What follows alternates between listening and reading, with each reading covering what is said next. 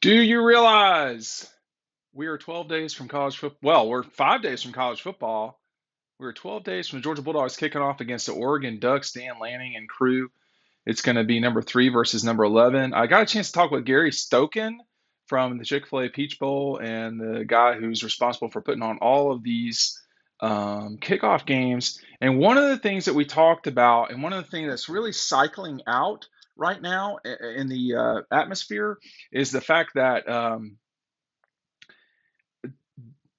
this 9 game thing is coming to the SEC. Now, that's not what Gary told me, but he told me this is he did say on the record that this is affecting everything around. I mean, there are a lot of bowl games. There are a lot of preseason games that do not exist this year because of the confusion surrounding uh, what the future will be with conference scheduling. We got Oklahoma and Texas coming into the SEC sooner than later. It looks like that 9 game thing is definitely on the way, according to some reporting from ESPN. What does that mean for the Dogs? What does that mean for the college football playoff? What does that mean for games like Georgia Tech? Is Georgia going to play Florida State in the future as has been scheduled? We're going to see, because this is definitely a situation where the future of college football is evolving right away. Yesterday, I talked about Georgia's scrimmage and what happened there, but today we're going to talk about what the future holds, not just for the 2022 Georgia Bulldogs, but for the future of our sport, um, and where we go from here. I don't ever think there's going to be a time where Georgia doesn't play Georgia Tech. All right, I think that game is always going to be played. Uh, After some reporting I've done over the last month and a half, I'm a little skeptical that the ACC is going anywhere. That would have to be destroyed by more than half the league. It's not coming. So um, I don't think it's out of the realm of possibility that future Georgia Tech games could be played in August or early September. I'm sure Gary Stokan and Chick-fil-A would love to get that game as their opener. I am certain that our friends at Georgia Tech are never going to play Georgia as a home game at the Dome. So it's what it is. And but when you start looking at the 3-6 um, 9 game schedule that's coming, looks like certainly here in the SEC. What are the teams that Georgia will get? The 3-6, we'll just call it 3-6-9. The 3-6-9 scheduling model means that Georgia and Auburn are going to continue to play one another. Auburn will continue to play Alabama.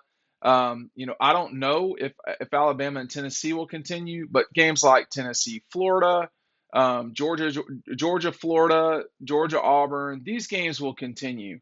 The question becomes, will Georgia play South Carolina every year? Will it play Kentucky every year? Will it play Ole Miss every year?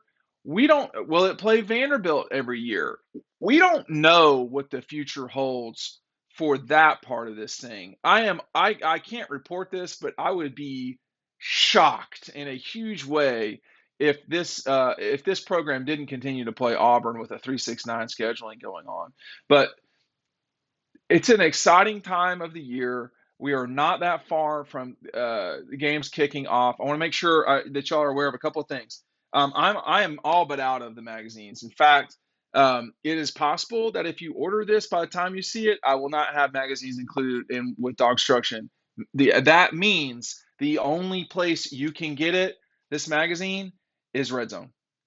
That, or you're an annual subscriber at Dog Post, and these are running out for even those folks. So keep that in mind. You can also get this shirt, Talk Kirby to Me, at Red Zone. I'm going to put a link down below to where you can directly buy that. DAWGSTRUCTION, we are in our 5th printing of this thing. It is very possible that you're going to miss out on, I'm probably going to change the cover to reflect a couple of changes in the near future. We'll see.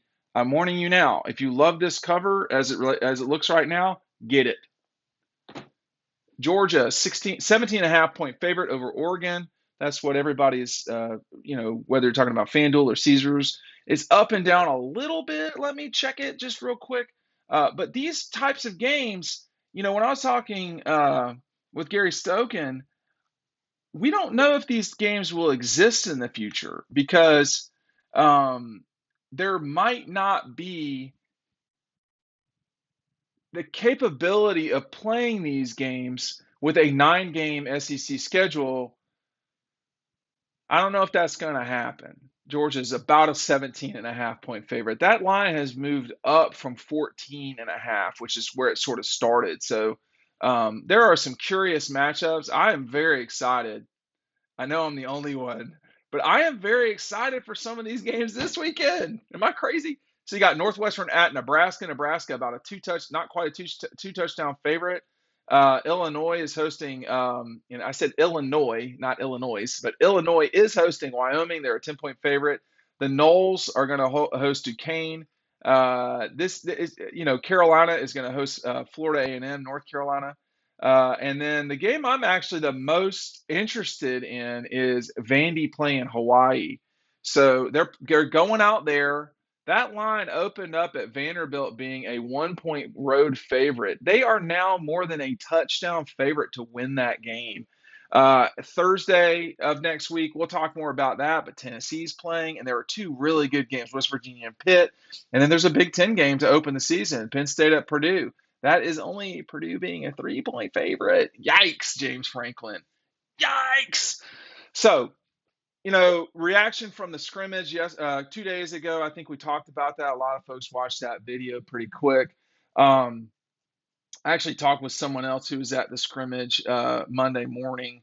I don't know that the one thing I expressed in that conversation was that there continues to be what's the word? There continues to be hope, optimism that Georgia's defense will get where they got to go before the roughest part of the schedule.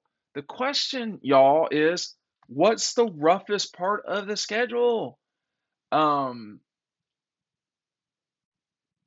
Definitely this opening game is a game that Georgia could lose. In fact, one person I trust a lot said after the first scrimmage that if the game were in, like Portland or Seattle, that would be maybe a different conversation.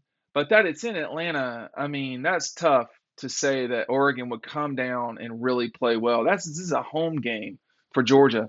They have been given 50,000 seats for this game. That place only holds 70 something. I mean, Oregon's probably going to have 5 to 10,000 people at the game. It's not going to be a lot. Samford, Kent State, they're not going to lose those games. You look at South Carolina. I want to watch South Carolina play before I really kind of go hard in on that, but I find it hard to believe they lose to South Carolina. But there will be a game where they got to really dig it out. The question is, which game is that? And we don't know. That's the problem, is you have to constantly be ready for the game you got to dig out. And I was corresponding with a well-known former player this morning as well. I've had a busy morning, and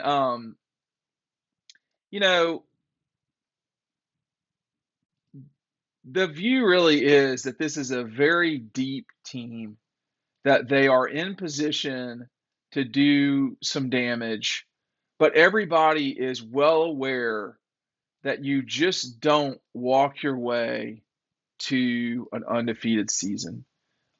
Georgia certainly should wind up undefeated. Alabama should wind up undefeated. Again, what is the likelihood of those two teams getting to Atlanta undefeated? I don't think it's much higher than 60%. It might be 30%, but they both are the best team in every single game that they play. But Alabama's got a real rough road in the West. I love these Fox promos for the Texas-Alabama game because you would think Alabama's playing on their airwaves all the time. No, guys, you only get them once. And I don't think it's going to be a pretty game for Texas, but that game will be at noon. Have fun with the big noon kickoff at 11 a.m. Man, I bet Texas cannot wait to get the SEC. I bet they're saying, "Hey, man, we can get our ass whipped by Alabama at night. We don't have to have this brunch kickoff, you know." But it's going to be a fun season coming up. We don't know what will happen. I am very eager to watch Georgia play Oregon. I think this game is a telescope into the season. Um, it's tough news about Andrew Paul getting hurt, but when you are this deep on the line on the offensive line, uh, where you're not sure, you know three starters and you probably know four, but you've got like four guys looking for that fourth spot, the fifth spot on the line. Georgia's in really good position, but from here on out, Kirby Smart is going to be judged by if they win the national championship or not. I'm not saying that's fair, but that's what it's going to be. Welcome to the big time.